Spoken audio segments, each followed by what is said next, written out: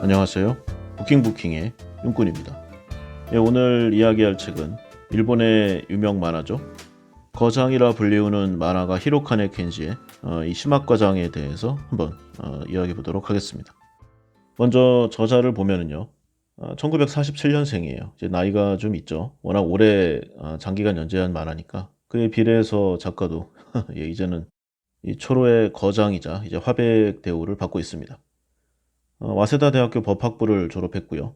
처음에는 이제 회사원 생활을 시작했습니다. 그래서 일본 마스시타 전기산업, 현재로는 파나소닉인데요.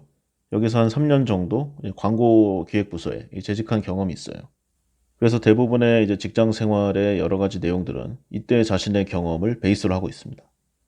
그리고 시마가 재직 중인 회사, 이 하츠시바 전산도 사실상 이 파나소닉을 배경으로 하고 있다고 좀 얘기가 나오죠. 그래서 이 회사의 민감한 얘기들이 좀 만화 지상에 연재가 될 때 이 회사로부터 많은 어필, 뭐 대부분은 좀 안 좋은 내용인데 이 컴플레인을 좀 받았습니다.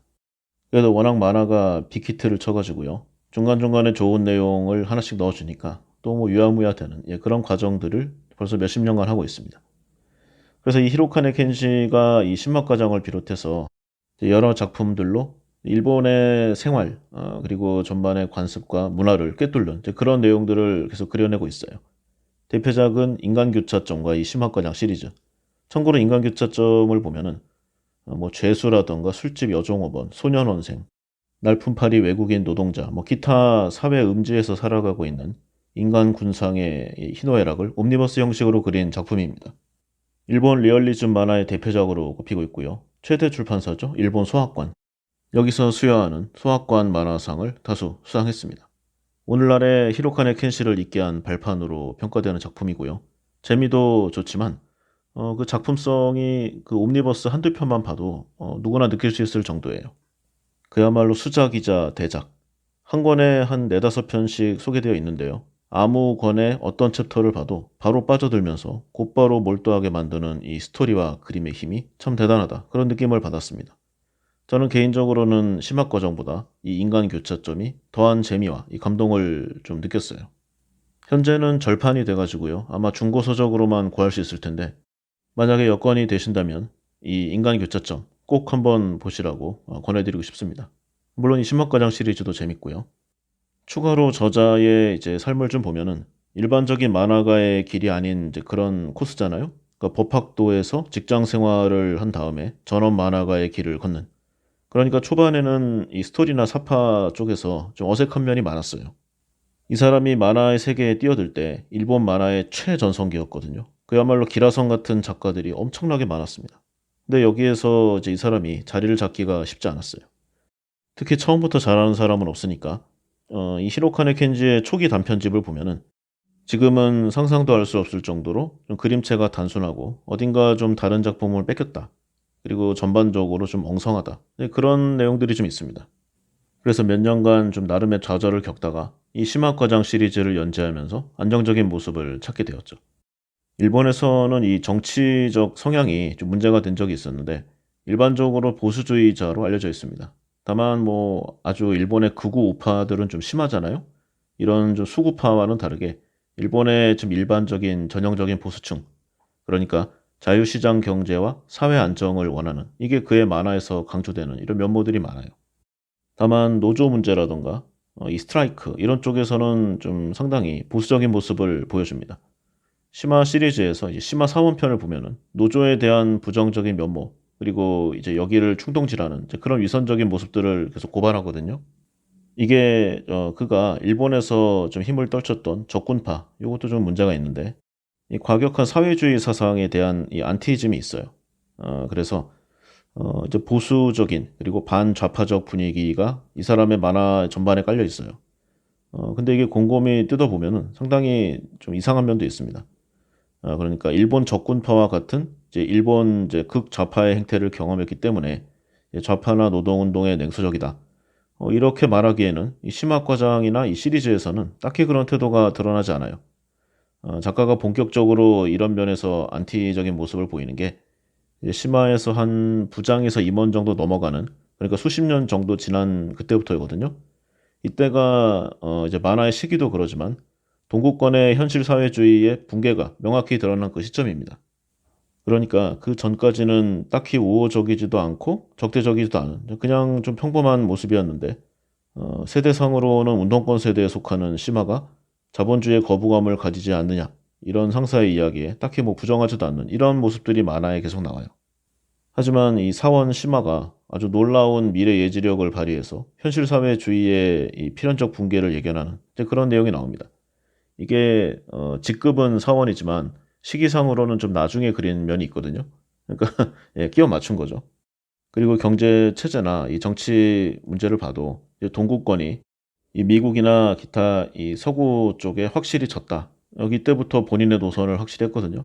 그래서 시합의 결과를 확인하고 이 시합에 관전평을 했다. 뭐 이런 좀 비판도 받은 적이 있습니다. 그래서 항상 만화를 그리는 방식이 이런 모습이고요.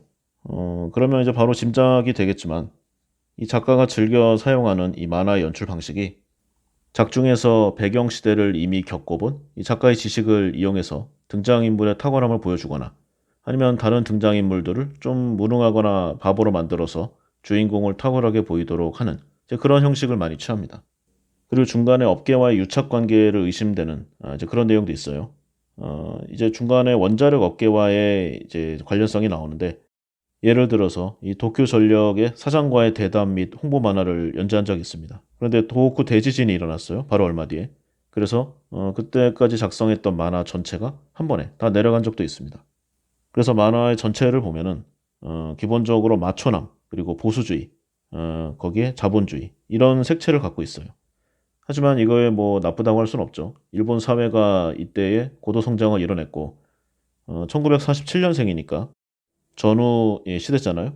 그러니까 이 살아온 시대상을 보면 그럴 수도 있다는 생각을 하게 됩니다.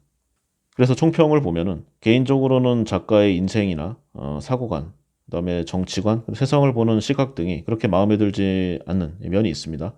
하지만 작품은 전혀 별개여서요. 이 히로카네 켄지가 그렇게 다작을 한 작가도 아닙니다. 그래서 한 편 한 편이 매우 재미가 있고요. 성의가 있어요.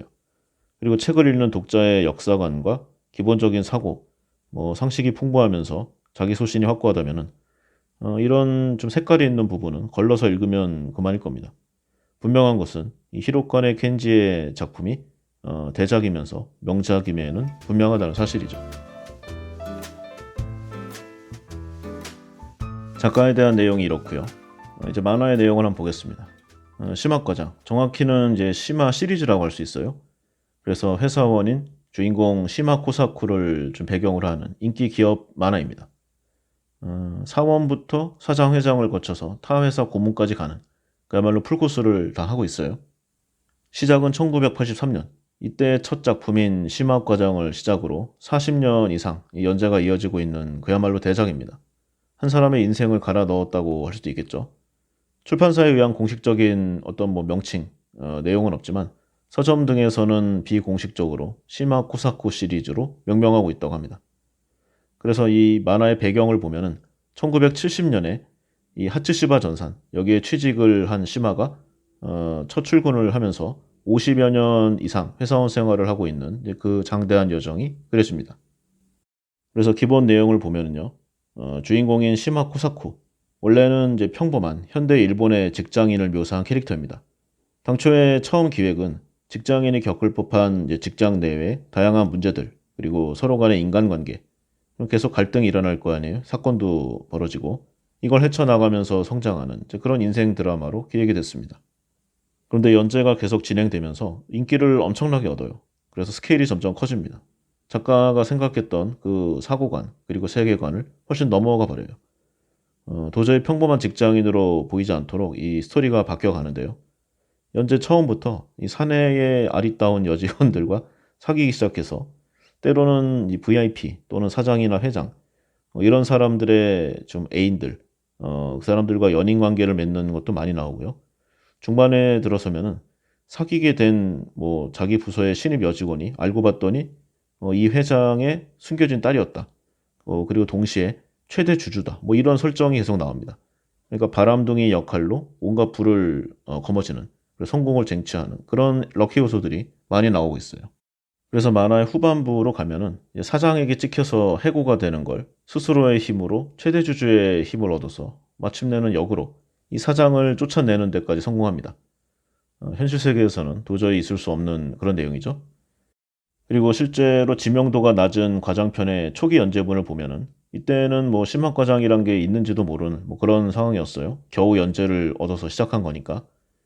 직장 이야기는 그야말로 이제 껍데기였고 매회 이제 등장하는 여자 캐릭터들과의 관계를 묘사하는 게 오히려 중심이 아닌가 하는 생각도 들 정도입니다. 이게 연재가 고정되고 이제 안정이 좀 생기잖아요. 몇 편 재미없어도 당장 잘리지 않으니까. 일본에서 이때 한 달 정도 재미가 없으면은 바로 그냥 예, 입금되고 갑자기 잡지에서 내려가는 그런 일이 비일비재했습니다. 그때 만화가 지망생들이 엄청나게 많았거든요. 그러니까 히로카네 켄지 같은 사람이 수십만 명 됐었죠. 그래서 이제 어느 정도 자리를 잡고 난 다음에 본격적인 드라마의 안정기가 시작돼요. 시마가 이제 여러 전근지를 돌면서 좀 더 호흡이 긴 정통 직장 스토리로 바뀌게 됩니다. 특히 부장편까지 가면은 원래는 이때쯤에서 한번 완결을 하려고 했었거든요.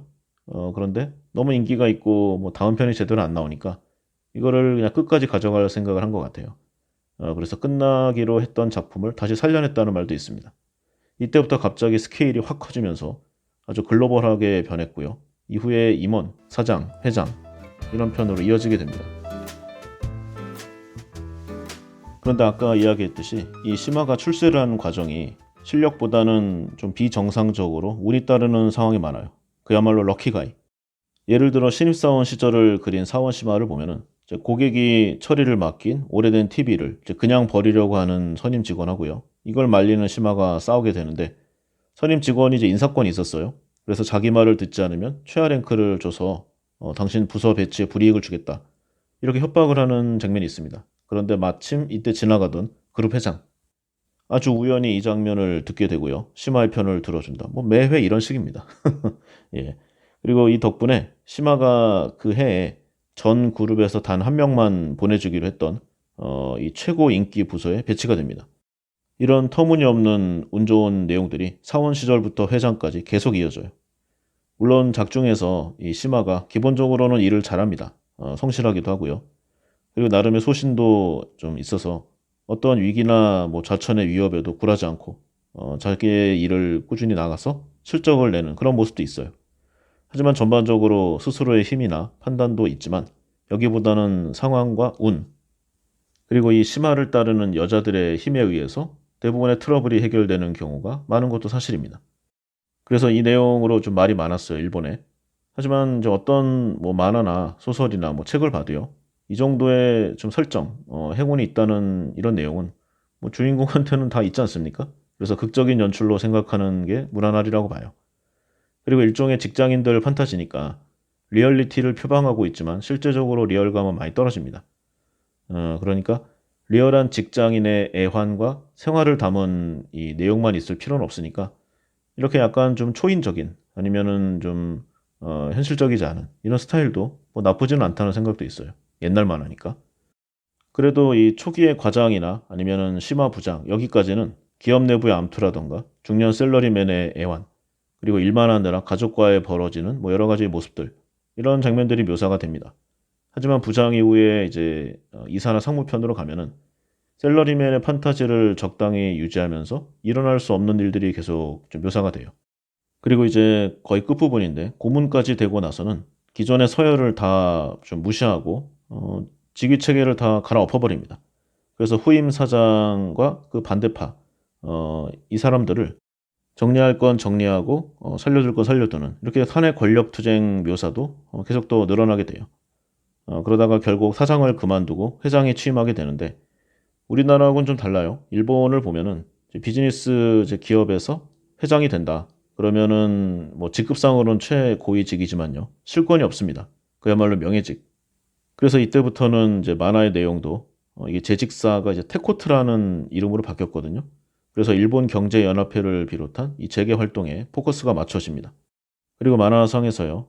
72세가 되면서 이제 회장직을 내놓고 상담력으로 물러납니다. 그야말로 끝날 때가 되었죠. 그런데 히로카네 켄지가 여기서 끝내지 않고요. 자신이 만화가로 건재한 동안에는 계속 이 시마 시리즈를 연재할 것이다. 이렇게 밝혔다고 합니다. 그래서 지난 2022년부터는 이제 테코트를 떠나서 타 업종 기업의 사회이사라는 새로운 무대로 도전하게 돼요.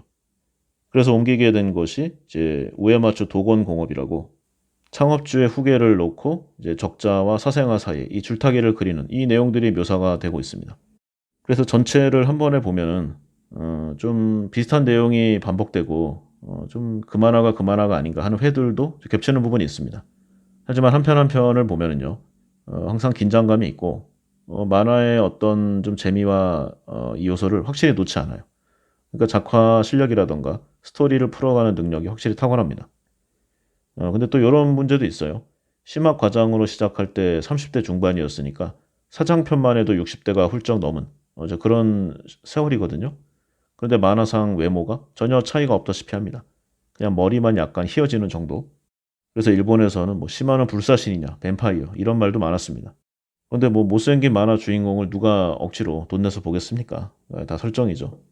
그리고 현실의 일본을 배경으로 해서 기간이 엄청나게 길었잖아요.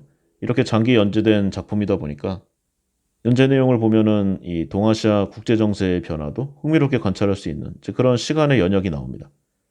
예를 들어 우리나라를 보면은요.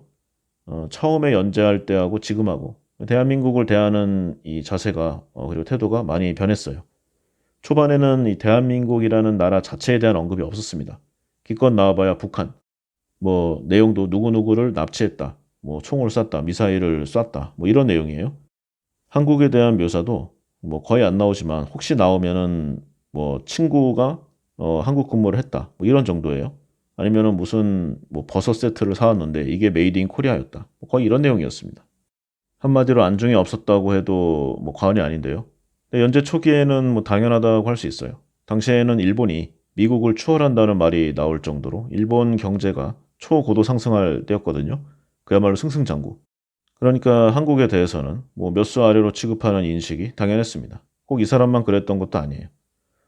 그런데 1990년대 이후부터는 삼성이라던가 LG, 현대자동차, 기타 이 한국 기업들이 일본 주요 기업들을 제칠 정도로 성장을 하게 됩니다. 실제가 그렇잖아요. 그래서 시마부장 후반부 이후의 내용부터는 한국 기업, 특히 삼성을 이제 극중에서는 섬상이라고 해놨는데 여기를 한국의 어떤 좀 라스트 그런 게임 체인저처럼 묘사를 해요. 그래서 아주 강력한 경쟁자. 그래서 지금이야 한국 전자산업의 경쟁력이 일본을 추월했다는 거는 뭐 일본도 알고 있습니다. 하지만 이때는 일본의 모든 전자기업들이 섬상을 경계해야 된다. 이거를 몇 권에 걸쳐서 계속 풀어놔요. 그리고 작가가 기본적으로 보수주의 그리고 좀 일본의 좀 과한 그런 내용들을 많이 쓰는데 한번 인식을 한 뒤부터는 객관화된 내용에 대해서 만화를 그렸다는 평가를 많이 받고 있습니다. 여기서는 이제 상당히 이른 시점부터 어떤 가격의 장점이나 아니면은 좀 광고 마케팅의 문제가 아니라 순수하게 제품의 성능 면에서도 한국이 일본을 추월했다고 조목조목 밝히는 내용이 있어요. 보통은 그렇잖아요. 장인 정신, 뭐 모노즈쿠리. 그래서 기술만큼은 일본이 더 우월하다고 생각했던 이 부분들이 많습니다. 그런데 이때 심화과정을 통해서 히로카네 켄지가 한국 제품의 성능이 상당 부분 일본을 제쳤다. 이런 내용들 많이 만화에 넣었기 때문에 일본 열도가 충격을 받은 면이 많았다고 합니다. 왜냐면은 뭐 경제라던가 아니면은 뭐 산업 이런 보고서 등에서는 많이 나왔지만 일반 국민들이 뭐 그런 거를 보진 않았을 거 아니에요. 그런데 이때 만화로 접하는 사람들이 이게 정말인가 이런 의구심으로 직접 찾아보고 그 결과를 확인하고는 논란 그런 내용들이 많았습니다. 특히 부장 이후부터는 이제 시마가 이제 글로벌화된 이제 그런 뭐 출장이라던가 해외 비즈니스 내용이 많거든요. 이때 미국이나 인도에 대한 묘사가 많은데 일본 대표로 또는 일본의 회사 물건을 팔러 나가면은 항상 이제 삼성 그리고 LG전자가 엄청난 시장 점유율을 보고 있는 것을 보고 충격을 받았다. 뭐 이런 내용들이 많이 나옵니다. 그래서 이미 상당히 기울어졌다는 표현이 많이 나오고요. 이걸 어떻게든 만회해보고자 고군분투하는 이 시마의 이제 활약이 나오는 이제 그런 에피소드들이 많습니다. 그래서 당시에 물론 한국이 옛날에 비해서 성장한 것은 어느 정도 인정하겠지만 그래도 일본보다 어떻게 뛰어나겠는가. 이게 일반 국민뿐만 아니라 각계의 전문가라던가 아니면 경제의 이제 권위자들도 이런 표현을 많이 했어요. 그런데 실제로 한 2010년대 중반부터 삼성 SDI, LG화학 뭐 SK이노베이션, 기타 이 한국 기업들이 시마 시리즈에 나온 대로 배터리 분야에서 세계 시장의 1위권을 차지하는 데 성공하니까 이 내용이 상당 부분 실현되는 것을 인정하게 됩니다. 한국에 대한 묘사가 이렇고요. 중국을 보면은 시마 시리즈가 지속적으로 중국에 대해서 약간 좀 좋은 내용을 많이 하는 우호적인 그런 내용들이 많았습니다. 예를 들어서 시마 이사에서 시마 상무에 이르기까지 거의 전권이 중국에 머무르면서 경력을 쌓는 그런 내용이에요. 물론 중국에도 문제가 많으니까 어두운 정치적인 내용들, 뭐 노동자 파업이라던가 마약 범죄, 기타 뭐 살인 사건 이런 내용들이 분명 있지만요. 굉장히 빠르게 발전해서 일본이 진출해야 할 거대 시장으로 묘사하는 그런 내용들이 많습니다. 그러니까 기본적으로 일본과 중국은 손을 잡아야 한다. 이런 뉘앙스였어요. 여기에 시마과장의 파트너라기보다는 이제 친구로 표현하는 게 맞을 텐데, 추파 집단의 CEO, 이 손레가 이제 일본 유학을 거친 지일파로 등장해서 성공을 위해서 수단 방법을 가리지 않는 그런 좀 잔악한 그런 모습을 보여줍니다. 그런데 자신이 친구로 한번 생각한 그런 사람에게는 좀 인간적인 면도 보여주고요. 신뢰를 계속 유지하는 그런 내용이 있어요. 시마가 주인공이니까 당연히 이제 이런 사람들과 우호 관계를 맺는 거죠. 그래서 이제 각양각색의 이제 지인들 그리고 친구들을 모으는 데 성공해서 일본에서 상당한 성과를 거두는 이제 그런 에피소드들이 이어집니다. 그리고 시마가 맨 마지막에는 자신의 뒤를 이어서 중국 지사장을 이제 자신이 신뢰하는 중국인에게 맡기는 이제 그런 파격적인 모습도 보여줘요. 그래서 이렇게 이미지가 좋았는데 사장편 이후로 가니까 중국과 일본이 이제 좀 부딪히잖아요. 중국이 크게 성장하니까 일본이 견제를 합니다. 실제로 중일 관계가 센카쿠 열도 분쟁 등을 이제 필두로 해서 굉장히 악화돼요. 그러니까 이게 만화에 그대로 이어집니다. 중국의 스파이가 재계 건물이나 테코트의 내부 인원을 포섭하고 그리고 손뇌에 대척되는 악역 여기에 이제 추파 집단에서 축출된 사람인데 중국 마피아가 등장해서 뭐 시마를 위협한다 이런 내용들이 계속 나옵니다. 그래서 시마가 이제 가는 곳마다 계속 이제 대결이 벌어져요. 그리고 중국에서는 연일 반일 데모가 빈발하고요. 주재원이 폭행을 당하고 기타 점점 더 적대적으로 그려집니다. 그래서 정통 중국통이라고 할 수 있는 이 시마 회장 이 사람이 탈중국을 고민하는 모습이 장편에 걸쳐서 묘사가 됩니다. 그래서 대부분 이런 스토리로 이런 좀 시간의 흐름으로 발전이 되고 있고요. 워낙에 오래 연재한 만화니까 사실 좀 끝날 때를 못 잡은 느낌도 있어요. 박수 칠 때 떠나라고 하지 않습니까? 이 말 자체가 좀 안 통하는 너무 긴 세월이에요. 어쩌면 대를 이어서 계속 영원히 박수를 쳐줘야 할 수도 있을 것 같아요. 그래서 원래는 뭐 장단점을 이야기하면은 세상에 어떤 작품이든 다 이런 게 있지 않겠습니까? 그런데 그런 내용도요. 이토록 오랜 기간을 연재하면서 나름의 재미와 생각할 점을 계속 던져주고 그리고 작가로서의 긴장감과 감동을 놓치지 않았다. 그러면은 이제는 좀 세간의 평에서 어느 정도 벗어날 수 있는 그런 좀 권리를 얻지 않았나 저는 이 생각도 합니다. 지금은 한국의 웹툰이 엄청나게 발전했습니다. 하지만 지금까지는 만화의 왕국이라고 할 수 있어요. 일본. 그런데 일본의 그 수많은 작품 중에서도 정말 이 손가락에 꼽을 수 있는 작품이다. 저는 이렇게 확신합니다. 거기에다 이제 정통 성인물이니까 여기에 플러스가 있어야 되겠죠. 왜냐면은 이제 기존의 일본 만화가 약간 좀 유소년층이 많았어요. 이게 뒤로 오면서 좀 연령대가 높아지긴 했지만 거기다 기업물이니까 좀 더 좀 개인적인 제 취향이 들어가 있습니다. 일단 무엇보다 재미가 있어요. 그래서 기회가 되신다면은 이 심화과장도 한번 꼭 보시기 바랍니다. 오래 숙성된 음식의 맛을 느낄 수가 있으시리라 확신해요. 자, 이렇게 만화 이 시마 시리즈에 대한 내용을 한번 살펴봤습니다. 그래서 이게 기본적으로는 샐러리맨의 애환을 그린 그런 만화이지만요. 그 배경은 사실상 일본의 현대 경제사를 꿰뚫고 있습니다. 그래서 일본의 경제에 관련된 그리고 우리나라와도 연관이 된 그런 부분들을 한번 살펴보고 생각할 점은 무언가 그리고 우리가 여기서 받아들이고 개선해야 할 점은 무엇이 있나 이런 부분들도 한번 보도록 하겠습니다. 먼저 대략적으로 일본 경제사에 대해서 한번 볼 건데요. 워낙에 긴 내용이고 좀 복잡하잖아요. 그래서 제 생각의 흐름대로 중요 사건을 기점으로 해서 이야기해 보도록 하겠습니다. 먼저 세계대전 기간을 보면은요. 이제 서구 열강을 맞아서 개항을 했잖아요, 일본이. 처음에는 이 쇼크가 상당했습니다. 물가가 급등했죠. 그런데 메이지 유신 이후로 이제 사회가 안정되고 근대화가 진행되면서 경기가 개선됩니다. 그 전까지를 보면은 이제 선진공업국이라고 보기 어려웠어요. 일본. 뭐 농사나 짓고 우리나라 별 차이 없었습니다. 그런데 이제 계속 발전을 하고 나라의 정치 체계가 안정이 되면서 이제 군사적인 면도 엄청나게 늘어요. 그리고 제1차 세계대전이 터지면서 수출이 이제 수입을 초월하고 만성 무역 적자국에서 무역 흑자국이 되었습니다. 이때부터 이제 중진국 대열에 들어서게 되죠.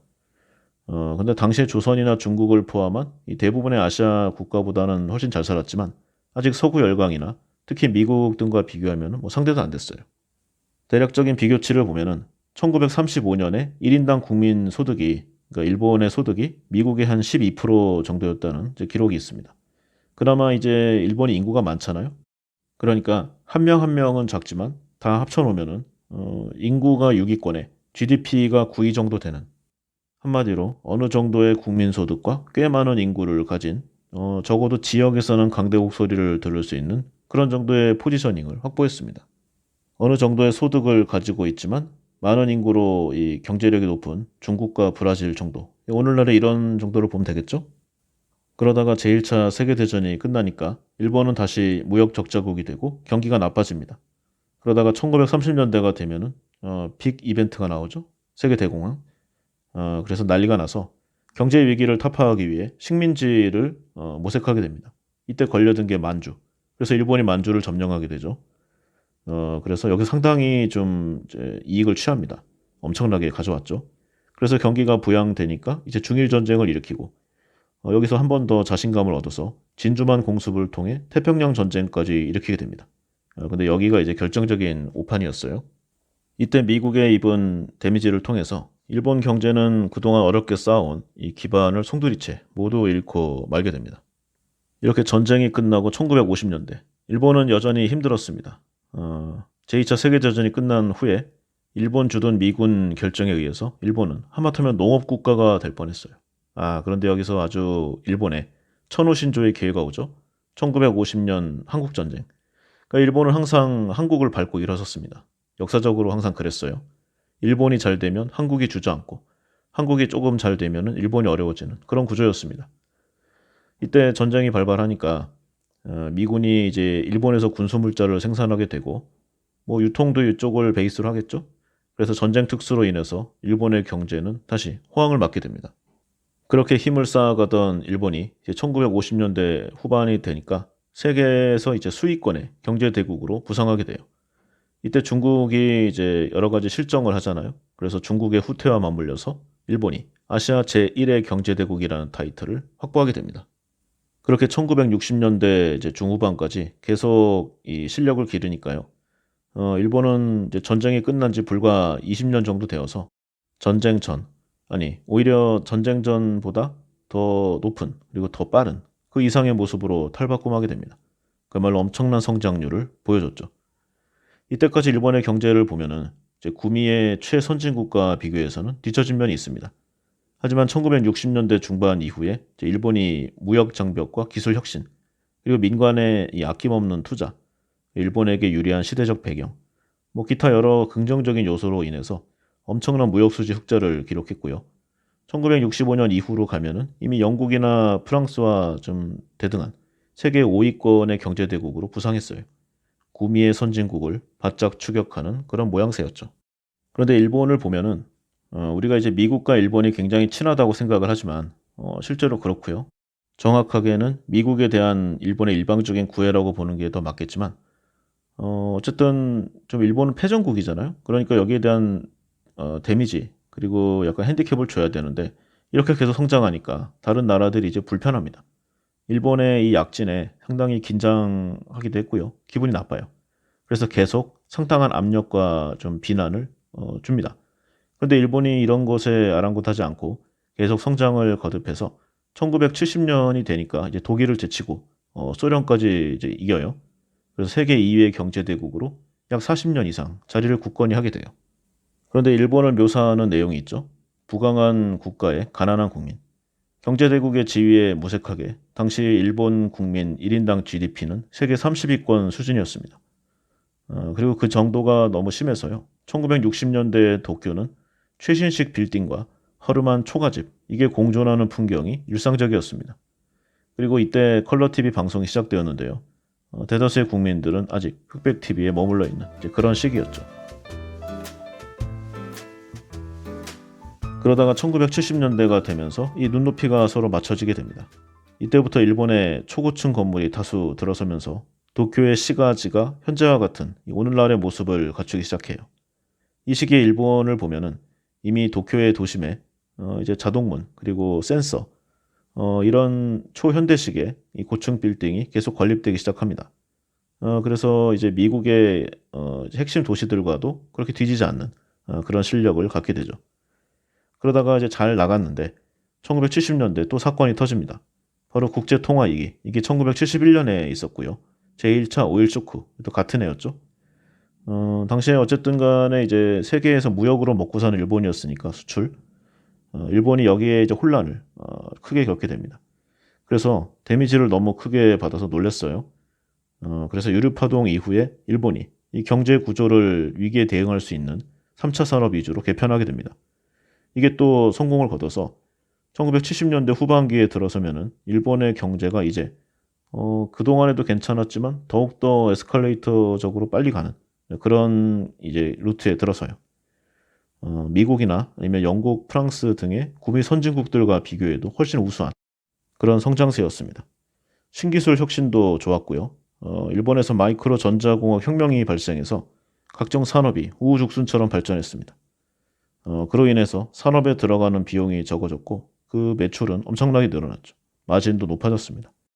또 사실상 완전 고용에 준하는 낮은 실업률을 기록했고요. 원래는 이제 정치 사회적으로 여러 문제점이 있었는데 국가가 워낙 좀 발전을 하고 개인의 주머니가 두둑해지니까 노사 관계도 제한적으로 안정이 돼요. 원래 곳간이 두둑하면은 잔잔한 좀 짜잘한 문제들은 해결이 된다. 당시에 일본이 이런 모습을 몸으로 증명해 줬죠. 그래서 이때까지는 일본이 준선진국, 세컨티어 정도라고 할 수 있었는데요. 1970년대 이후부터는 이제 구서구 유럽의 식민 제국들, 예전에는 왜 그 콜로니를 그러니까 식민지를 앞세우는 그런 경제 구조를 가졌잖아요. 이 나라들의 경제 규모를 그냥 혼자 해서 혼자 혁신해서 이겨내는 그런 구조를 보여서 당시 모든 경제사를 새로 썼습니다. 일본이 미국을 넘는 것은 시간 문제다. 이런 인식이 팽배했죠. 그리고 이에 비례해서 일본 대다수의 국민들, 이 서민들의 경제적 수준도 대폭 향상되었습니다. 대부분 이제 가정 내의 가정기구들을 모두 구비했고요. 중형차 이상의 자가용도 대부분 몰게 되는 그게 이 시기였어요. 그래서 이 시기부터 80년대까지를 이제 1억 총중류, 그러니까 일본의 1억 인구 전체가 중산층 이상이 된다. 그런 시대로 불렀던 일본 경제사의 꽃 같은 그런 시기였습니다. 물론 일본의 경제 기반을 보면은 성장 자체가 좀 미국에 절대적으로 의존하고 있었어요. 그래서 일본만의 어떤 좀 오리지널한 그런 자체적인 기반을 만들어서 그걸로 미국을 뛰어넘지 않는 한 원래 어떤 데 기반하고 있으면 거기를 넘어서기 어렵지 않습니까? 그리고 실제로도 안 됐고 그리고 이제 일본이 플라자 합의 같은 정말 말도 안 되는 그런 미국의 압력에 아주 무력하게 굴복했는데 이것도 이런 현실이 반영된 거예요. 당시 미국이 일본에게 가하던 압력은 상상 초월이었다고 합니다. 내용이 이제 관세는 물론이고 제품의 점유율까지 마음대로 정했으면서 이제 이를 무시하거나 어기면 정치적, 그리고 경제적 페널티, 과학기술의 이전도 없고요. 기타 국제사회에서 무자비하게 압박하겠다. 그리고 일본이 이제 미국의 어떤 금융망이라던가 이런 좀 연합에서 탈퇴하면은 오도 가도 갈 데가 없잖아요. 일본 주위가 러시아, 중국, 북한 그리고 한국도 그렇게 좋지 않으니까 사실상 미국밖에 뭐 볼 곳이 없는데 옛날에 이제 패권국들이 속국들에게 했던 것보다 더 심한 일본 국민들은 모르게 이제 암중으로 뒤에서 위협하는 이제 그런 미국의 여러 내용들이 있었다고 합니다. 물론 우리로서야 아주 환영받을 일이죠. 그리고 이게 오늘날까지 이어져서 일본이 현재 엄청난 이제 부채를 지고 있어요.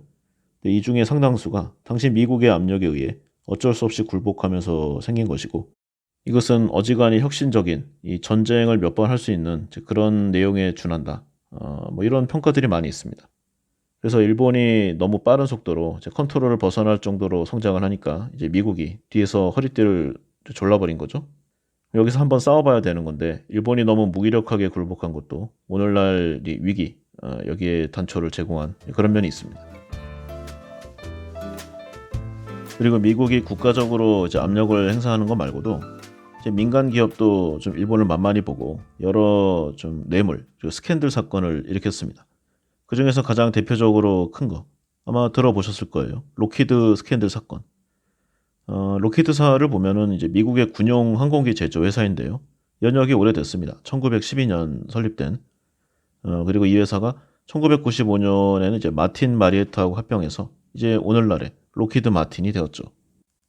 그래서 이 사건을 보면은 이제 1976년도에 일어난 일이에요. 당시에 이제 미국발 보도에 일본이 발칵 뒤집혔습니다. 미국의 이 상원에 다국적 기업 소위원회라는 이제 위원회였는데요. 한 150쪽 정도 되는 대규모 보고서를 통해서 미국의 로키드사가 항공기 수입을 도와주는 대가로 일본과 서독, 이탈리아 등의 거액의 뇌물을 뿌렸다. 이게 발표가 됐습니다. 여기서 일본의 충격이 가장 컸던 이유가 일단 우선 좀 뇌물 액수가 컸어요.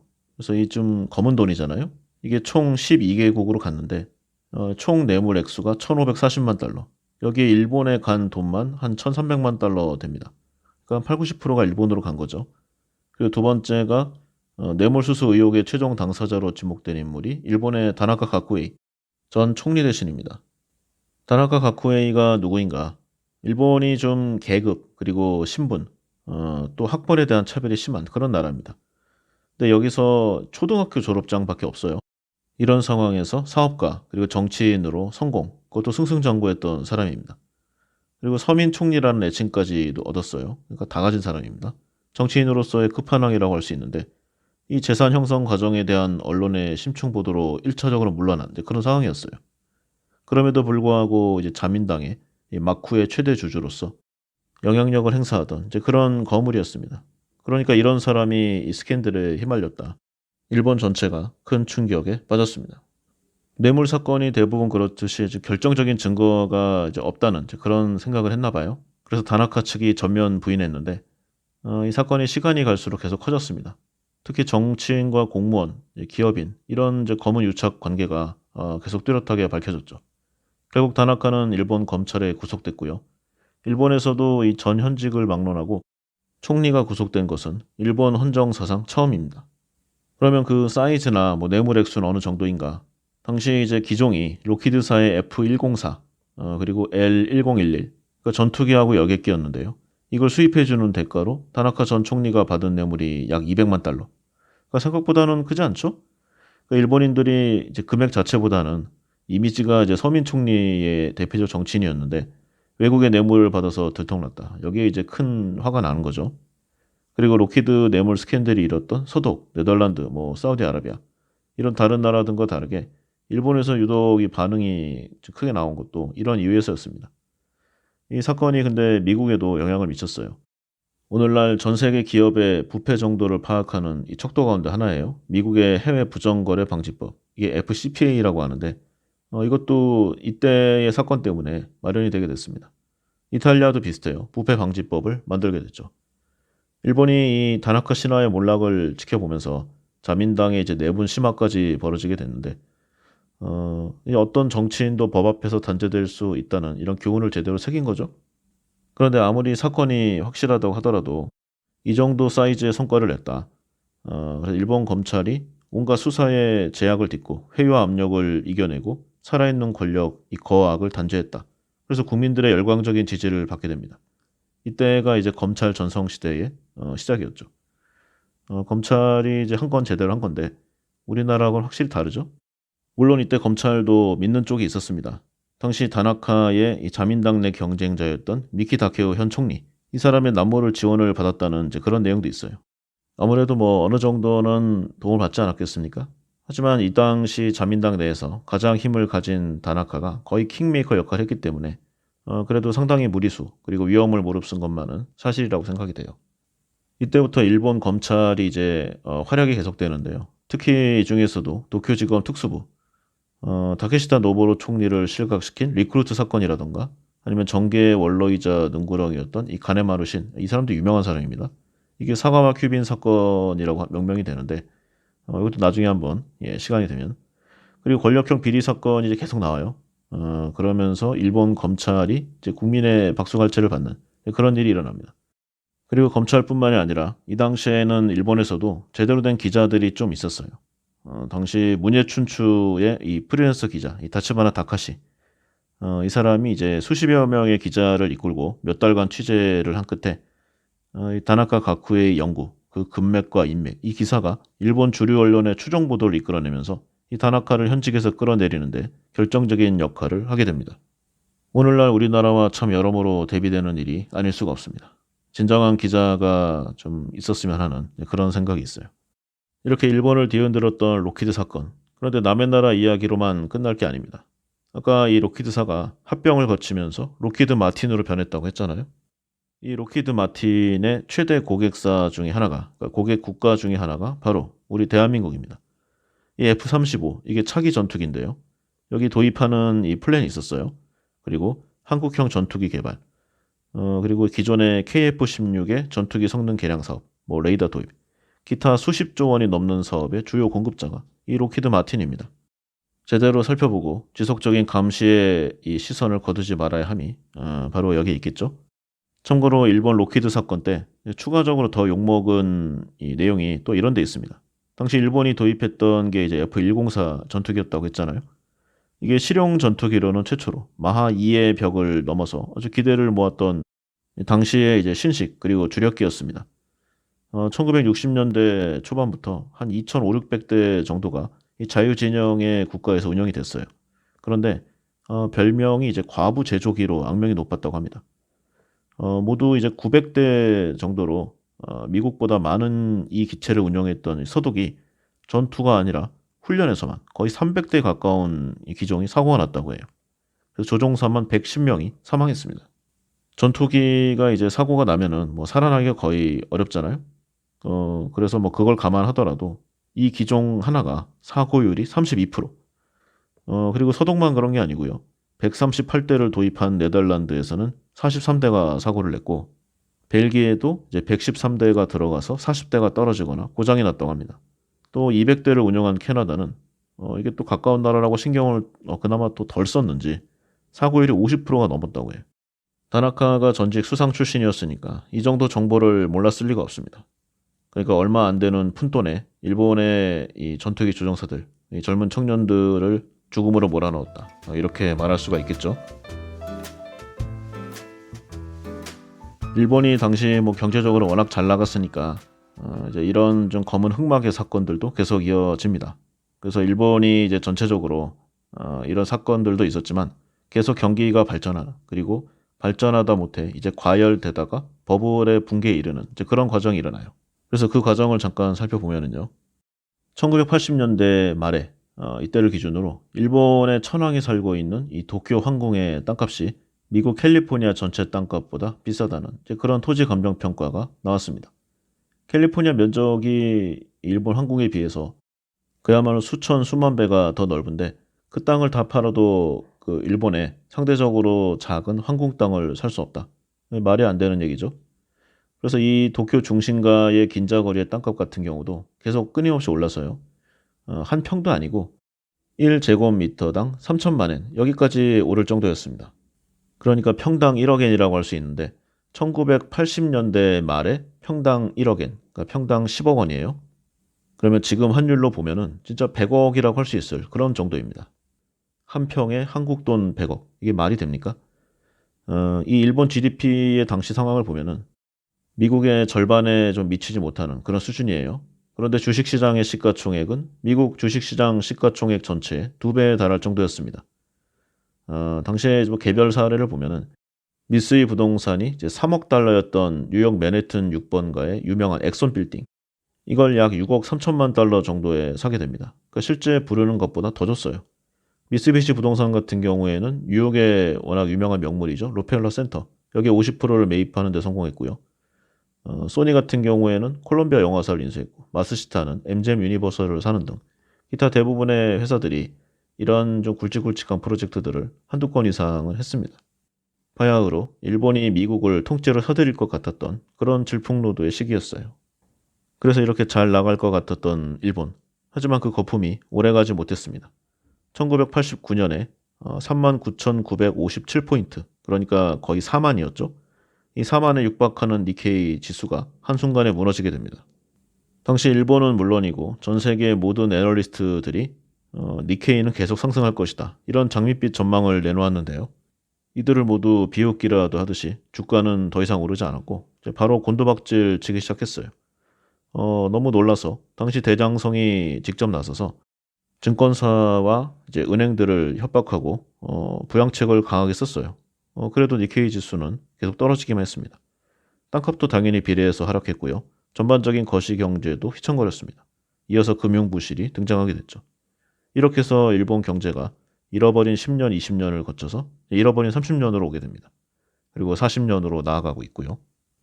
이 1980년대 일본의 금융 거품, 그리고 1990년대의 거품 붕괴에 따른 장기 불황이 예전 그 미국에서 있었던 1930년대의 대공황 이후 최대의 공황으로 평가되고 있습니다. 하지만 일본의 이 거품 붕괴 이 금융 시스템을 보면은 일본만의 좀 독특한 자본주의 시스템, 다시 말해서 정부가 기업과 은행을 통제하는 일본 전통의 이 관료형 경제 체제가 무너졌다. 이런 점에서 좀 미국과는 다른 이 측면을 갖고 있어요. 또 미국의 대공황은 전 세계적으로 파장을 줬잖아요. 그렇지만 일본의 버블 붕괴는 일본 열돈에 한정되었다는 것도 좀 차이점이 있습니다. 그리고 여담으로요, 일본이 국가적 위기 시에 한국 전쟁을 밟고 일었었듯이 한국은 오히려 이 일본의 거품 붕괴 시기에 유례없는 3조 호황을 맞이하게 됩니다. 한국과 일본의 아이러니한 관계를 보여주는 증표죠. 사실 좀 배기는 싫어요, 일본. 하지만 인류 역사에서 한번 패권을 잃은 나라 가운데 유일하게 재기에 성공한 나라가 일본과 독일이라는 이 분석이 있습니다. 그 중에서도 일본은 더 특수한 케이스죠. 한국전쟁 때 이제 군소물자를 공급한 게 위기 그리고 바닥을 탈출하는 요소였다, 뭐 이런 주장이 있지만 반드시 이것 때문만 아닙니다. 1950년대, 60년대를 보면은 일본이 연간 10% 이상의 성장률을 달성하면서 기존의 좀 전승국들을 따라붙기 시작했어요. 그래서 1980년대에 오면은 도요타와 닛산, 혼다가 미국의 자동차 빅3 메이커를 위협했고요. 소니와 마쓰시타, 샤프가 세계 전자산업을 주도하게 됩니다. 어떻게 일본만이 이렇게 잘 나가는가? 그 성공의 중심에는 당시 일본의 우수한 관료 체제, 이 선단식 경영이 있었습니다. 당시에는 이제 비즈니스 재팬이라고 해서 주식회사 일본이라는 좀 트레이드 마크가 있었거든요.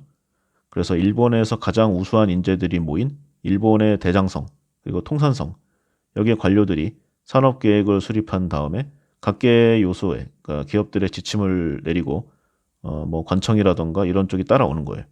그래서 금융기관이 기업에 저금리에 대출을 해주고 정부는 보호관세, 그리고 물품 조달, 이렇게 기업을 계속 육성합니다. 한국도 박정희 정권 시기 이후로 이런 비슷한 과정을 거쳤어요. 그래서 일본과 한국에서 이게 어느 정도 좀 성공을 거둔 그럼 나름의 좀 공식화됐습니다. 그래서 다른 나라들도 따라하려고 했는데 생각보다 또 쉽진 않다고 해요. 이렇게 일본이 한참 달려나갈 때 전쟁의 전승국이었던 뭐 미국의 상황이 좋지 못했습니다. 베트남전에서 많이 좀 힘들었잖아요. 그래서 미국 상품의 경쟁력이 저하됐고 워낙 돈을 갖다 부었으니까 재정과 무역의 이 적자, 그러니까 쌍둥이 적자라고 하는데 이게 계속 나왔습니다. 무역 적자가 많은 나라의 통화 가치가 내려가고 무역 흑자국의 통화 가치가 상승하는, 이게 보통이잖아요. 그런데 만년 무역 적자국인 미국의 달러화가 이제 일본 엔, 독일 마르크, 프랑스 프랑, 영국 파운드, 여기에 비해서 50% 이상 절상되는 그런 내용이 나타납니다. 그러니까 이 상황을 지켜보는 미국이 화가 나요. 자신의 무역 상대국들이 통화를 인위적으로 조작했다, 이런 의심을 하게 됩니다. 사실 통화 조작을 가장 많이 하는 것은 발권 국가인 미국이지만 어쨌든 뭐 힘이 있는 쪽에서 좀 마음을 안 좋게 먹으면 불편하죠. 그리고 미국은 여러 나라들 중에서도 특히 일본, 그 중에서도 일본 대장성을 타겟팅합니다. 일본의 수출 경쟁력을 높이기 위해서 엔화를 다운그레이드 시켰다, 이렇게 의심하는 거죠. 그래서 내친김에 이제 이를 치르려고 각국의 재무장관들을 불러 모읍니다. 그래서 뉴욕의 센트럴파크 남단의 플라자 호텔, 여기에 5개국 장관들이 이제 모여서 달러 절하에 동의하게 되죠. 이게 뭐 말로는 동의하라고 하는 거지만 동의 안 하면 바로 전쟁에 준하는 그런 사건이 일어나기 직전이었어요. 분위기가 매우 험악했다고 합니다. 이때 미국이 경제가 뭐 추락하고는 있었지만 군사적으로는 여전히 세계 넘버원, 그것도 압도적인 패권 국가였잖아요. 그리고 미국이 2차 대전에서 일본과 독일에게는 전승국이었고 영국과 프랑스에게는 결정적 지원국이었습니다. 뭐 마셜 플랜 유명하죠. 그리고 미국이 일본과 유럽에 미군을 주둔시키는 상황이었고 이들 국가들이 이제 미군을 방패막이로 쓰면서 국방비를 줄였던 게 뭐 분명한 사실이었어요. 그리고 그걸 아껴서 경제 발전에 보탠 것도 있었고 그래서 이런 모든 요소로 이제 위협을 가하니까 패권국의 힘의 논리에 밀리게 됩니다. 그래서 이제 우리가 잘 알고 있는 플라자 합의가 이뤄졌는데 일본 거품 붕괴의 가장 중요한 원인이 되었다는 평가. 뭐 여기에는 다른 이견이 없을 것 같아요. 다만 일본 당국이 이 플라자 합의를 이행하는 과정에서 여러 가지 정책적 미스를 실책을 범하게 됩니다. 엔화 강세의 부작용으로 이제 힘들다고 기업들이 좀 원성을 높이니까 이걸 지원하기 위해서 금리를 낮췄거든요. 금리가 떨어지니까 이제 유동성이 풍부해져요. 그러면 주식과 부동산으로 몰려갑니다. 또 엔화가 강해지니까 해외 부동산과 기업 인수에 동원이 돼요. 화폐 가치가 세지면 사는 거죠. 그래서 각국의 뭐 명화, 골프회원권, 부동산, 건물, 전 세계적으로 아주 매집에 힘을 쏟게 됩니다. 기존에 워낙 성과가 좋았잖아요. 일본 대장성과 뱅크 오브 재팬. 국가가 모든 것을 다 해결해 줄 것이라는 이 믿음. 이게 오히려 버블을 확대시킨 결과를 초래하게 된 거죠. 인위적인 엔화값 상승. 일본 수출품의 가격이 바로 상승됐고요. 가격 경쟁력은 떨어지게 됩니다. 갑자기 40~50%가 올라 버리니까 기업들이 이제 위기의식을 느끼는 걸 넘어서서 생존의 공포에 처하게 됩니다. 일본의 성장률이 1996년에 바로 마이너스로 떨어졌고요. 이게 일본의 기업들이 해외로 앞다투어 나가는 이 산업 공동화 현상의 시발점이 됩니다. 그리고 시간이 좀 더 지나니까 이제 일본 기업들이 도저히 못 버티겠어요. 이 정부와 중앙은행에 어떻게든 해결하라고 난리가 났습니다. 그러자 일본은행이 이제 재할인율을 계속 떨어뜨렸습니다. 3% 이상 떨어뜨렸는데 성장률이 떨어지면 어떤 조치가 좀 시장에서 액션이 나와야 되는데 유동성은 계속 넘쳤어요. 그래서 주식과 부동산으로 들어간 이 돈들 바로 니케이 지수가 이제 1986년에만 40% 상승하게 되는 그런 결과가 이뤄집니다. 그리고 이렇게 주가가 상승하고 미국이 세게 나오니까 일본 정부도 좀 딴 생각이 나와요. 아, 이때야말로 공기업 민영화를 해야 될 때다. 주식이 뜨면은 여러모로 예, 떡고물을 만들 사람이 많이 생길 거 아니에요? 그래서 일본 전신전화공사, 이게 오늘날의 엔티티인데 이런 회사들이 단계적으로 민영화가 됩니다. 당시 권력자들이 아주 짭짤하게 가져가게 됐죠. 근데 이때가 워낙 잘 됐으니까 청약자들이 뭐 공모가가 얼마인지 따지지도 않고 그냥 바로 샀어요. 정부가 운영하는 회사니까 절대 망할 리가 없고 뭐 이익을 보지 못하는 경우는 있어도 손해는 보지 않는다. 이런 절대적인 믿음이 있었죠. 더군다나 외국인 참여가 허용되지 않았기 때문에 이거는 뭐 무조건 먹고 보는 겁니다. 청약자가 너무 많아서 추첨을 통해 결정할 정도였는데 상장되자마자 바로 며칠 만에 30% 이상 상승해 버렸어요. 그리고 두세 달 더 지나자 최초 이제 시초가의 한 3배 정도로 치솟았죠. 이 엔티티 주가가 오늘날 일본 버블의 상징으로 각종 경제 교과서에 기록되어 있습니다. 당시 엔티티의 시가총액 하나만 50조 엔이었는데 이게 독일과 홍콩 상장 기업의 당시 전체 시가총액을 넘어설 정도였어요. 그러니까 일본인들이 엔티티의 주식을 산다. 이게 일본 자체를 산다고 생각했고 정부가 지켜줄 것이다. 이렇게 믿은 거죠. 그리고 기업들만 해외 자산을 사는 게 아니라 일본의 개인 국민들도 엔화의 파워가 생기면서 해외, 대표적으로는 미국 그중에서도 하와이 이쪽으로 가서 닥치는 대로 쓸어 모았습니다. 호텔, 콘도, 레스토랑. 이 와이키키 해변 같은 경우에는 그냥 뭐 미니 일본이라고 해도 무방할 정도였죠. 엔화가 하와이에서 현지 통화로 직접 거래가 될 정도였습니다. 그래서 당시 미국인들 사이에서는 일본인들에 의해서 하와이가 점령되었다. 제2의 진주만 공습이 성공됐다. 뭐 이런 내용들이 많이 불만 섞인 내용으로 나왔습니다. 지금 생각해 보면은 이 경제의 기초만 알고 있어도 이게 완전히 잘못된 정책이란 걸 알 수 있는데요. 엔고가 시작된 지 몇 년 후라도 이제 금리를 올렸어야 되는데 오히려 금리 인하를 단행해서 자산 거품을 키운 일본 정부의 실책이 이제 가장 큰 원인이라고 생각이 됩니다. 자산의 버블이 생길 때는 적절하게 이 바람을 빼줘야 돼요. 지금 뭐 각국에 이제 금리가 오르고 있는 거는 이렇게 경착륙을 막기 위해서 연착륙을 위해서 살살 바람을 빼주는 그런 거거든요. 그러니까 예전의 공황과는 확실히 좀 다릅니다. 어렵긴 어렵지만.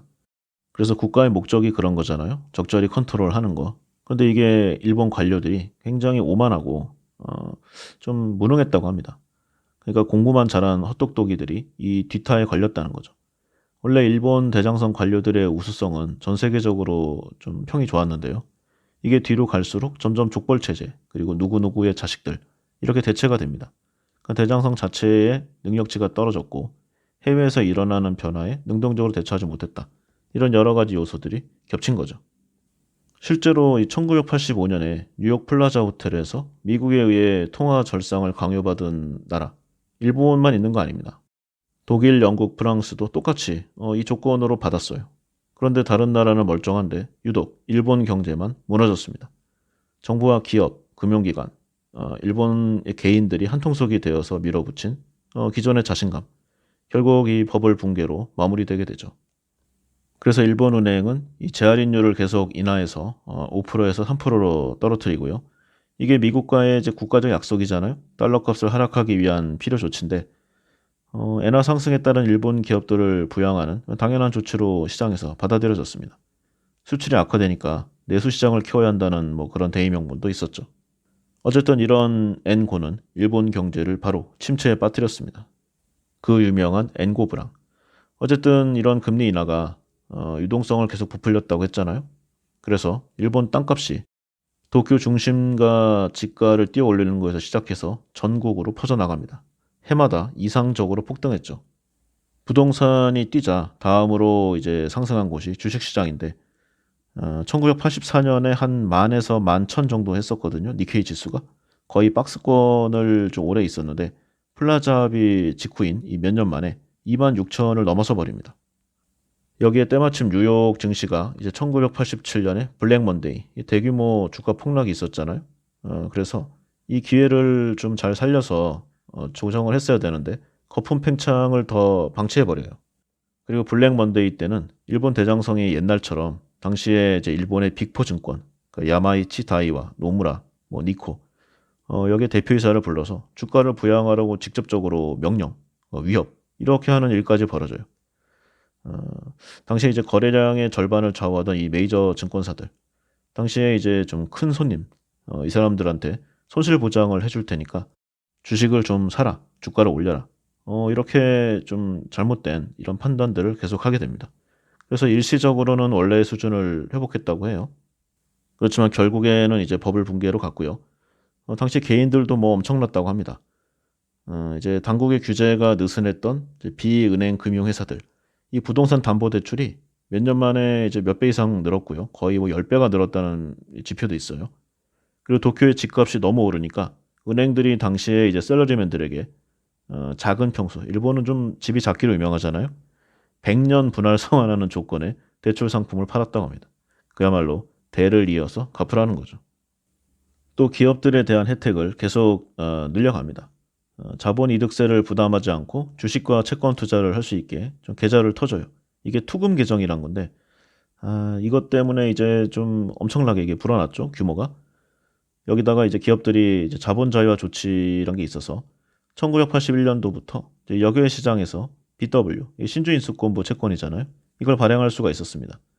그래서 낮은 이자율로 이걸 발행하고 엔고로 환차익을 보고 이 돈으로 이제 투금 계정, 자본이득세를 내지 않고 이러니까 뭐 회사를 운영할 필요가 없잖아요. 돈놀이가 최고의 장사가 돼버립니다.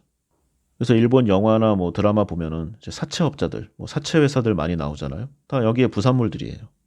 상장 기업 대부분이 재테크를 했고요. 일본의 국민 전체, 거의 전체가 이제 주식 투자, 땅 투기를 하는 그런 일들이 벌어집니다. 한화라고 철강 회사가 있는데요. 당시에 재테크로 번 돈이 4조엔. 지금 환율로 봐도 한국 돈 40조 원인데 이때가 몇십 년 전이라는 걸 봐야 되잖아요. 그야말로 엄청난 일입니다. 본업에서 힘들게 번 이익금의 수십 배를 이 재테크로 벌어버리는 거죠. 버블은 계속 커집니다. 도쿄 증시가 기업 수익보다 더 빠르게 상승하기 시작해요. 그래서 버블의 끝자락에 보면은 뭐 섬유회사, 의류회사 이런 쪽은 주가 수익 비율, 퍼라고 하죠. 이게 110배에 이르렀고요. 서비스주는 한 130배까지 갔고 해상 운송 이건 200배에 갔다고 합니다. 퍼가 200배면은 이제 돈 남는 걸로 200년을 벌어야지 이게 나오는 거잖아요. 말이 안 됩니다. 그리고 이제 일본이 뭐 고래고기, 참치, 뭐 회 이런 거 좋아하잖아요. 어업 관련주는 더 심해서 320배까지 갔다고 합니다. 그리고 여기에 피크를 찍은 거 일본 최대 항공사 잘.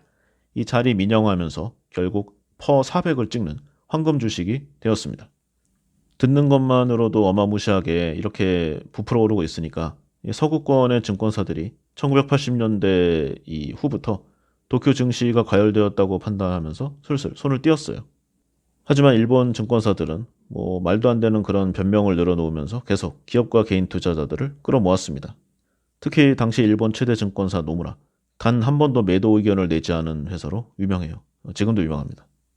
이런 과정으로 결국 1989년에 4만 직전까지 올랐던 니케이 지수, 그러니까 플라자 합의 이후 대략 한 1985년 이후에 5년 사이에 3배 이상 오른 그런 주가 지수가 되었습니다. 당시에 이제 뭐 정상적인 것 말고도 당연히 이제 이상한 내용도 많았어요. 그래서 일본의 빅4 증권사들을 비롯해서 이제 각 증권사들이 언론사의 주식을 보유하고 언론의 이 주가 작전에 활용했습니다. 증권사들이 작전을 펼칠 종목을 사전에 언론에 흘리고 신문들이 받아쓰고 주가 부양에 동원하고 여기에 달려드는 개미들은 피를 빨리고 이런 일들이 횡행했죠. 오늘날 우리나라도 마찬가지입니다. 일본과 다른 점은 이제 증권사들이 언론사를 보유하는 게 아니라 건설사들이 언론사를 보유하죠. 그래서 건설사들이 언론을 통해서 해당 지역의 아파트, 뭐 기타 내용들을 부풀리고 사회의 불안을 조장하고 아파트 못 사면은 뭐 갑자기 벼락거지 된다. 이런 식으로 호도했잖아요. 그래서 결국에 이 사람들의 인생을 망가뜨리는데 그런 테크트리를 밟고 있습니다. 지금도 계속돼요. 자, 그래서 이러한 상황으로 이러한 과정으로 1980년대 말에 자산 기준 세계 10대 은행 가운데 7개가 일본의 은행이었습니다. 또 증권사 중에 대표 노무라 증권, 자본금이 미국 5대 은행보다도 많았죠. 도쿄 주식시장의 시가총액이 뉴욕 증시의 2배에 달할 정도였습니다. 하지만 이 모든 장밋빛 환상들이 1990년이 시작되면서 이제 허구였음이 드러나기 시작해요. 일단 외국인들이 선물 시장에서 초대규모의 매도 포지션을 취했고요. 일본 은행도 뭐 여기까지 왔으면 손 놓을 수 없잖아요. 강력한 금융 긴축 정책을 실시합니다. 그리고 이게 효력을 이제 보이기 시작했죠. 시장의 풀려난 유동성을 회수하고요. 아예 당시 총재가 부동산 가치는 수십 프로 이상 하락해야 한다. 이렇게 강력한 통화 환수 조치를 밀어붙였습니다. 그래서 재할인율을 6% 이상 끌어올렸고 일본 장기국채 수익률이 7%대로 올라갔어요. 지금은 사실상 제로금리잖아요. 그러니까 엄청나게 가혹한. 이렇게 되면은 이 테크트리의 가장 밑바닥에 있는 서민층은 죽어납니다. 그래서 은행의 대출 증가세가 둔화되니까 부동산 투기자들은 이제 현금을 확보하기 어렵게 되었고요. 부동산을 사기 위해 이제 뭘 빌렸을 거 아니에요? 100% 자기 돈으로 사는 사람은 거의 없으니까. 이 채무가 이제 높은 금리 부담에 짓눌리게 됐고 이게 또 리볼빙이 안 됩니다. 대출 문턱이 높아지면서 이제 한계에 처한 사람들이 부동산을 내놓게 돼요. 대출 규제로 신규 수요가 줄어든 상태에서 매물이 대량으로 나오니까 부동산 가격이 하락하기 시작합니다. 결국 도쿄 증시 니케이 지수는 2만 아래로 떨어졌고요. 일본의 주요 6대 도시의 평균 지가도 정점에서 수십 프로 이상 하락하게 됩니다. 그리고 이런 자산시장의 거품 붕괴는 필연적으로 디플레이션을 유발하게 되는데요. 가격 하락이 예상되는 곳에서 소비와 투자가 극도로 위축하게 돼요. 한마디로 안 쓰고 안 먹게 되는 겁니다. 소비자 물가는 마이너스에서 움직였고요. 부동산과 주식 가치 하락은 지속적으로 기업 경영을 어렵게 합니다. 그리고 뉴욕 증시가 이때부터 계속 상승하게 되는데 글로벌 증시 투자자들이 도쿄에서 돈을 대부분 빼서 미국에 투자하게 됩니다. 뉴욕 증시와 도쿄 증시의 시가총액이 역전하게 됐죠. 그런데 이 소비 습관, 살림을 줄인다는 게 쉽지가 않습니다. 한번 풍족한 삶을 맛본 사람들이 과거의 영광을 잊지 못하는 게 당연하죠. 그래서 그때의 생활 수준을 맞추려고 각각의 분야에서 서로가 무리하기 시작합니다. 그래서 위기에 몰린 사람들의 범죄, 금융 스캔들 이런 게 계속 일어나요. 또 자산 가치가 줄어들면서 기업과 금융회사들이 적자를 감추기 위해서 대규모의 회계 부정을 저질렀고요. 이런 행동들이 이제 사기 사건으로 연결됩니다. 그리고 버블 황금기에 가장 큰 수혜를 받았던 증권사, 대표적으로 노무라 증권의 회장이 기업들의 이 투신 금융에 수익성을 보장해 준다고 불법적으로 약속해서 받은 다음에 이게 들통났어요. 바로 사임을 했죠. 각계각층에서 불법 대출과 온갖 비리들이 일어났고 이런 여러 책임으로 일본 산업은행 총재가 사임하게 됩니다. 그래서 최후로는 이 도쿄의 부동산 가격이 가장 정점에서 70% 가까이 하락하게 되는 그런 결과치를 맞이했어요. 이게 평균이 70%니까 개별 종목은 어떤 아파트나 어떤 건물은 85에서 90%까지 떨어지는 것도 있었습니다. 우리나라 같은 경우에는 이제 전세라는 나름의 안전판이 있다고 생각할 수 있지만 자산 가격 하락기에는 누가 어떻게 될지 아무도 몰라요. 그리고 이제 금융시장이 유동성 함정에 빠지니까 신용 경색이 이어졌고요. 마침내는 뱅크런, 이 금융에서 끝판이죠. 이 예금 인출 사태까지 일어나게 됩니다. 그래서 증권의 이제 금융위기가 1990년대 말까지 계속 이어졌고요. 대표적으로 이제 유명 메이커, 산요증권, 홋카이도 다쿠쇼쿠은행 이런 쪽들이 계속 다 파산합니다. 그리고 4대 증권사의 하나인 야마이치 증권이 파산 선고를 하면서 그 활용 점정을 찍게 되죠. 대략 이러한 이제 스토리로 해서 일본의 버블이 꺼지게 됐는데 이게 그냥 남의 나라 이야기라고 이제 강 건너 불구경하면 안 될 것 같아요. 세계가 연결돼 있고 또 아시아끼리는 더욱 그러하잖아요. 그리고 그 중에서 한일 관계는 가장 복잡하고 어렵습니다. 그래서 여러 내용이 있을 수가 있는데 가장 큰 사건이라고 할 수 있는 IMF, 이 IMF 외환위기를 둘러싼 한국과 일본의 관계를 한번 이야기해보고 넘어가도록 하겠습니다. 그 시작은 중국에서 일어납니다. 1994년에 중국이 환율을 크게 바꿔버리는 그런 정책을 펼쳐요. 대략 한 6위안 정도 달러당 했는데 이거를 8.6위안으로 바꿔버린 거예요. 그러니까 이게 국제시장에서 중국 제품의 가격이 40% 이상 싸졌다는 그런 말로 볼 수 있겠죠. 이게 정상적인 가치의 상승이 있으면 모르겠지만 인위적으로 환율을 조작한 거니까 가격 경쟁력에서 압도를 하잖아요. 중국의 수출이 비약적으로 증가했고요. 이게 반작용으로 그 주변에 경쟁을 하는 다른 동남아 국가들의 위기를 초래하게 됩니다. 당시에 태국을 보면은 이제 고정환율제를 하고 있었어요. 그런데 무역 수지 적자가 일어나니까 달러가 부족해집니다. 그리고 그나마 얼마 없는 달러를 이 고정환율제를 좀 지켜야 되니까 환율 방어하는 데 소모해버려요. 동남아의 여러 나라들, 그 중에서도 이제 태국이 달러가 부족하다, 이 약점을 알아차린 국제 헤지 펀드들이 몰려들기 시작합니다. 태국이 바로 위기에 빠지게 되죠. 이때 한국은 다들 알다시피 이제 김영삼 대통령 때였는데요. 평상시에 이제 경제도 정치 방식으로 처리하기로 유명했어요. 그러니까 당시 이제 기업 총수라던가 이제 CEO들이 한국 금융시장이 좀 문제가 있다, 취약하다, 이렇게 좀 경고 사인을 냈지만 이거 다 당신들 이익 지키려고 위협하는 거 아니냐 이렇게 생각하고 크게 신경 쓰지 않았다고 합니다. 그런데 이때 김영삼 정부가 그렇게 일을 못한 건 아니었어요. 당시에 이제 금융실명제 또 금융선진화라는 이름으로 지하 경제였던 이 사채업자들을 양성화시키는 그런 일련의 정책들을 펼치게 됩니다. 그래서 수십 개가 있던 단자 회사를 이제 정통 종금사로 전환해요. 그리고 기존에 6개 종금사가 있었는데 여기에 이제 20 몇 개가 더 와서 30개가 넘는 이런 종금사가 되니까 이 종금사가 먹고 살 이 새로운 비즈니스 플랜이 필요해지게 됩니다. 원래는 이제 돈 장사였잖아요. 그래서 사채업이 본질이었는데 이 신설 종금사들이 하도 힘들다고 하니까 외화 대출을 단계적으로 풀어줍니다.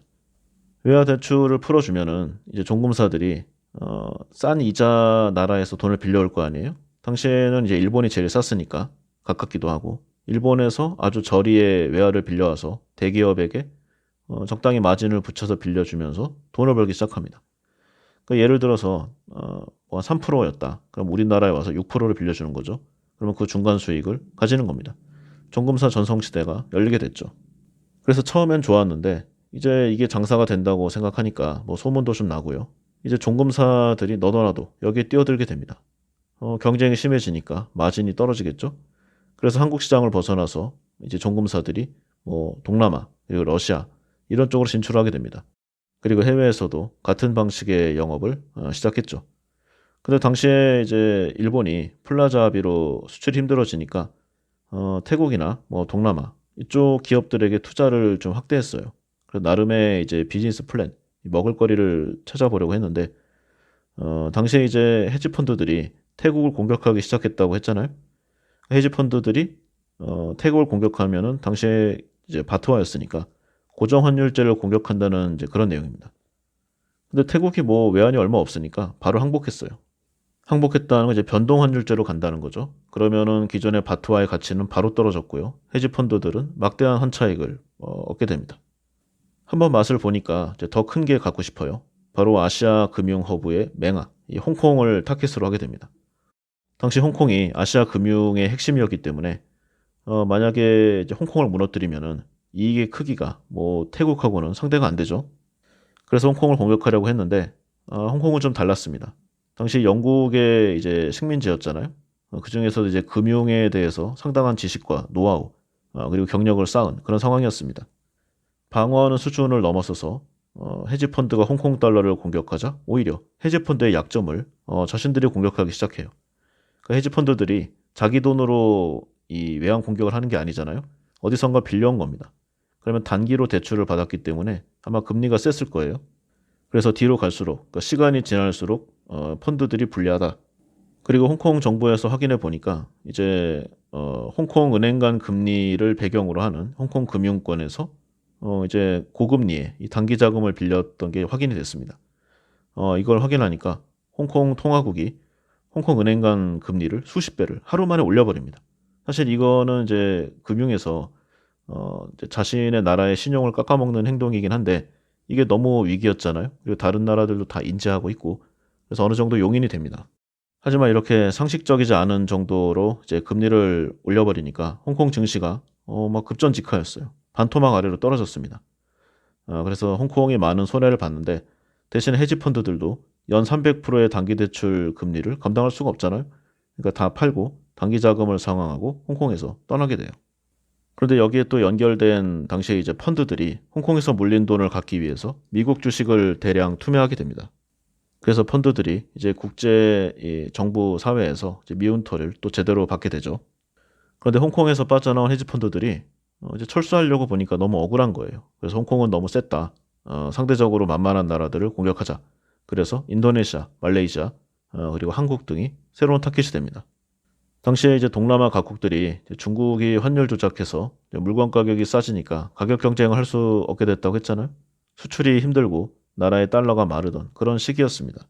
그래서 가뜩이나 힘든 상황이었는데 이제 글로벌 저 대규모 헤지 펀드가 공격해 오니까 국가의 환율이 망가지고 바로 나라의 여기저기서 부실이 터지기 시작합니다.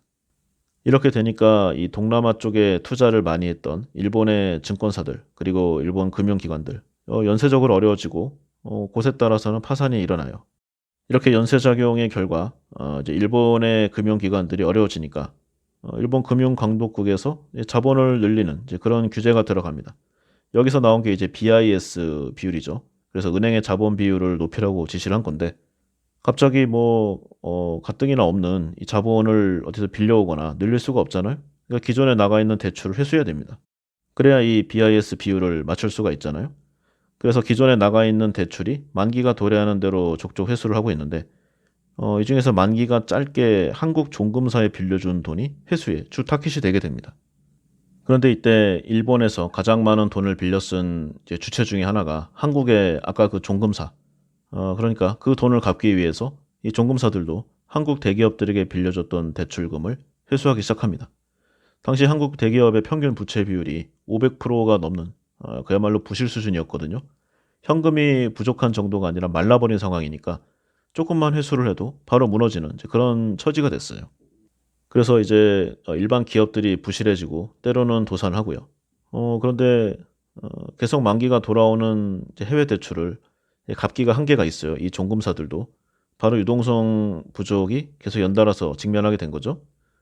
결과적으로 시장에 종금사가 곧 부도날 것 같다는 소문이 돌기 시작합니다.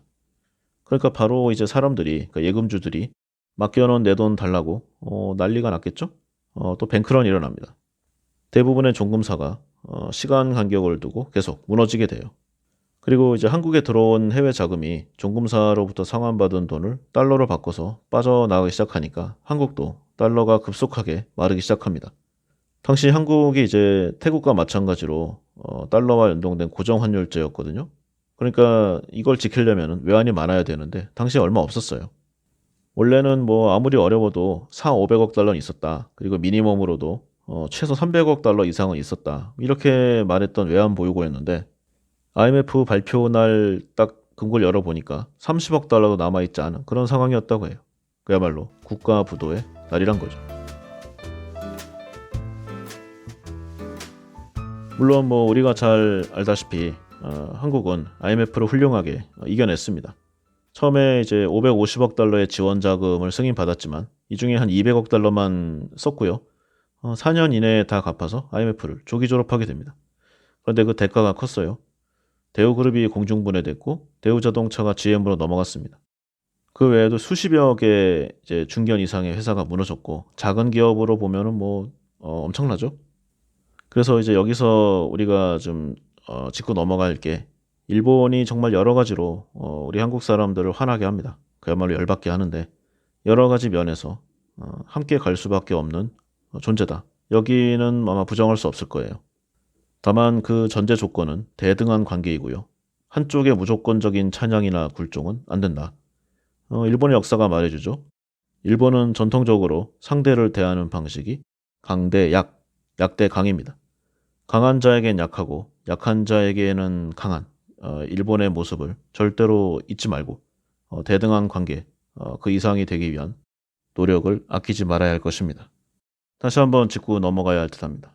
일본의 넘버2인 아소다로가 국회의사당에서 한 말. 한국에 전쟁이 일어나면 일본으로 피신해오는 한국 난민을 총으로 쏴야 한다. 만약에 우리나라에서 우리나라 정치인이 일본에 대해서 이런 발언했다. 그러면 어떻게 되었겠습니까? 왜 일본은 항상 한국을 조심하지 않는데 왜 우리만 일본을 극도로 조심하는가? 참 생각할 점이 많아요. 그리고 누구에 의해서 이런 분위기, 이런 상황이 되었는가? 한번 좀 생각해 볼 필요가 있을 듯 합니다. 절대로 잊어서는 안 될 내용이에요.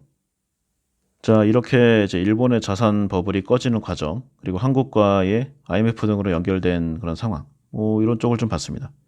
그래서 대부분의 이야기는 했고요. 추가적으로 2010년대 이후 여기만 마무리를 좀 보도록 하겠습니다. 일본의 이제 2000년대부터 한 10년대 초반까지 일본의 경제 성장률이 거의 없었습니다. 세계 경제에서 차지하는 비율도 지속 하락했고요. 2011년 경에는 이제 무디스가 일본의 국제 신용 등급을 강등하는 일본 경제에 충격적인 일까지 일어났습니다. 그러다가 일본의 리더십이 바뀌죠.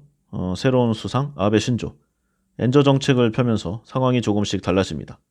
물가 급상승을 각오하고 시중에 돈을 푸는 한편 수출에 힘을 쓴 것이 이 아베노믹스의 특징인데요. 그 결과 약간의 이제 심폐소생술을 한 듯한 그런 효과가 일어납니다. 예전같이 이제 기업을 골라가는 시대가 다시 온 거죠. 2015년 기준에 이제 일본 대학생 취업률이 97%, 사실상 완전 고용 상태가 이뤄졌고요.